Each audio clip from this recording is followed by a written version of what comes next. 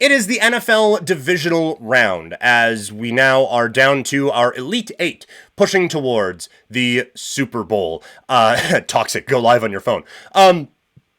We'll see. Yeah, we'll see what we do with that. Also, sorry, some breaking news here. Just coming down, the Titans reportedly hire Chiefs exec Mike Borgonzi as their new general manager. So, I mean, look, if you're going to pull from an organization, the one that's potentially on their way to winning their third straight Super Bowl, pretty good one to be pulling from. So we will see what that means for the Tennessee Titans. But the NFL's elite, the last 8 of them, are in action here this weekend, as it is 2 games on Saturday and 2 games on Sunday. Very intrigued to break all of these down. Let's dive right in.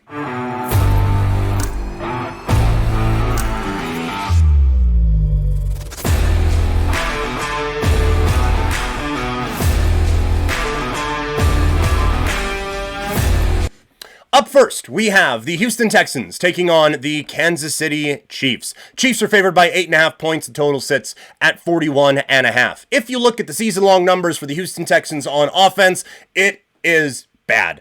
They finished 24th in EPA per play, 31st in success rate. That's a lot of not succeeding, especially when you think of a lot of the bad offenses that existed in the National Football League this year. But they were 16th in DVOA thanks to an excellent defense. 6th in defensive EPA per play, 6th in defensive success rate. They were very good against the pass this year, 2nd in dropback success rate, and 7th in EPA per dropback. Taking on a Kansas City Chiefs offense that, even with the struggles that we perceive them to have this year, finished 8th in DVOA. They were 11th in EPA per play, 10th in EPA per dropback.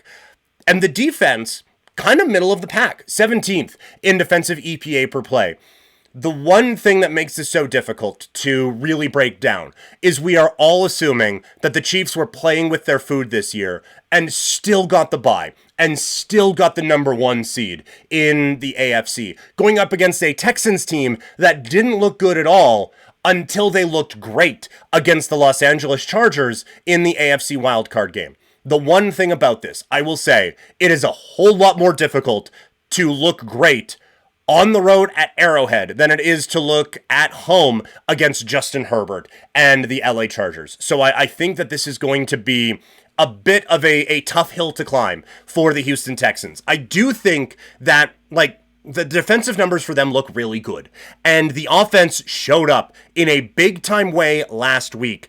I think they can keep it close, as everyone does with Kansas City. But I just think when it comes down to it, I will take Mahomes, Reed, and Kelsey coming off of a bye. I will take it for them. I think that they're going to be able to really step up and come up with a couple of big plays when needed to win this game. I do not think the Kansas City Chiefs cover. I am taking the Texans plus 8.5. I am taking the under, but we are picking the Kansas City Chiefs to move on into another AFC Championship game.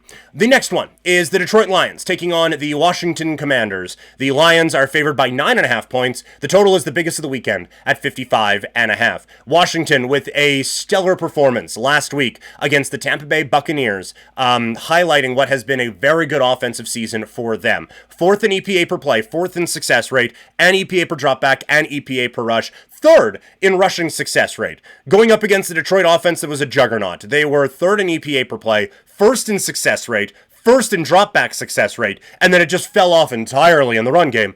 4th in rushing success rate. Very interested to see the role that David Montgomery plays in the offense this week. And this is where I think Detroit can really capitalize on Washington. Credit Washington's defense. They played a heck of a game against the Tampa Bay Buccaneers last weekend, but they are 27th in EPA per rush.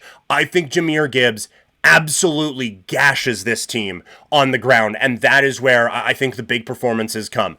I will say, I think Detroit, it's something we cautioned against a few weeks ago. Now, we cautioned against it against Chicago, and it ended up coming true against Minnesota in Week 18, where people are really giddy about, look, Aaron Glenn, he is a head coaching candidate because of the job he has done on this defense. And yes, he did a great job coaching that defense up against the Vikings. But I think we saw on Monday that coaching up a defense against the Vikings it doesn't really give you that competitive advantage that maybe you think it does. I think that there is still a little bit of smoke and mirrors with this defense. And so again, I think the underdog keeps this game close. I think this is a Jaden Daniels, like, superstar making game, even in a loss. And so I am going to take Washington plus the 9. I am a little tempted to go under on this game just because I think where Detroit is really going to make things happen is on the ground, and not just the way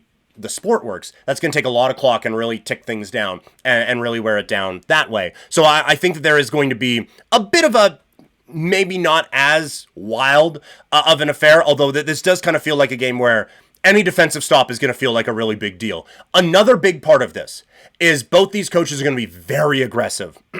And so it could come down really to 2 or 3 plays in this game. Either a 4th down conversion or a 2-point conversion. But these two coaches both coach this game like it's Madden and are both very aggressive in that way. And so if the Commanders can steal a couple of possessions, either with a 4th down conversion or a 4th down stop on defense, or can steal a couple extra points with either a 2-point conversion stop or a 2-point conversion that's successful. I think either way, they can be successful and really kind of shift the balance in this game. I am going to go Lions to win, but I am taking Washington to cover. Rams taking on the Philadelphia Eagles. The total is at 43.5, with the Eagles favored by 6.5.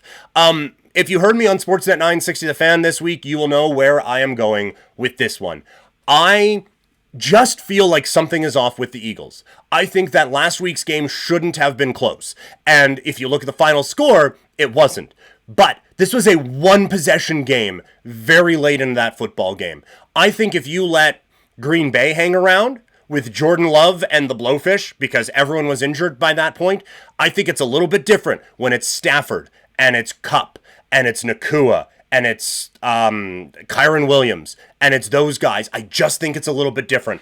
I have major concerns about the Rams defense, and nothing statistical is leading me to this. It is all purely vibes-based. But I haven't been a Sirianni fan all year. I feel like the A.J. Brown reading the book thing, a lot of people are like, oh, that's cute. I think there's a bit of a fuck you going on with that. I feel like that whole rift never really got figured out, and Sirianni is not adult enough to really figure that thing out and really kind of put a stop to it. Whereas you are going up against the second best coach in the National Football League this season or this year, and an absolute wizard on that sideline in the LA Rams and Sean McVay.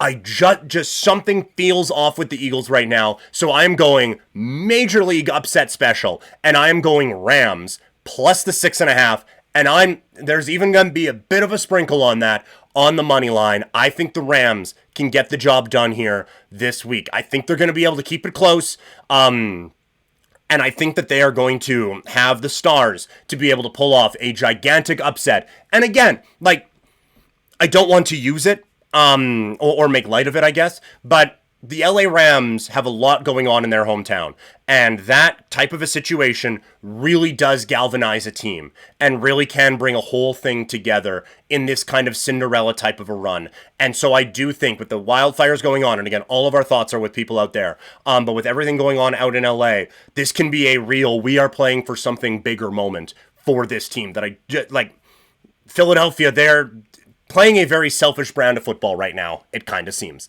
And then we get to the main event of the weekend. It is the Baltimore Ravens taking on the Buffalo Bills. The Ravens are the road favorites in this game, 1.5, depending on where you are looking, with the total at 51.5. These are two of the best offenses in football. If we're looking at EPA per play, they are the two best offenses in football. If we are looking at success rate, the Bills are all the way down in 9th.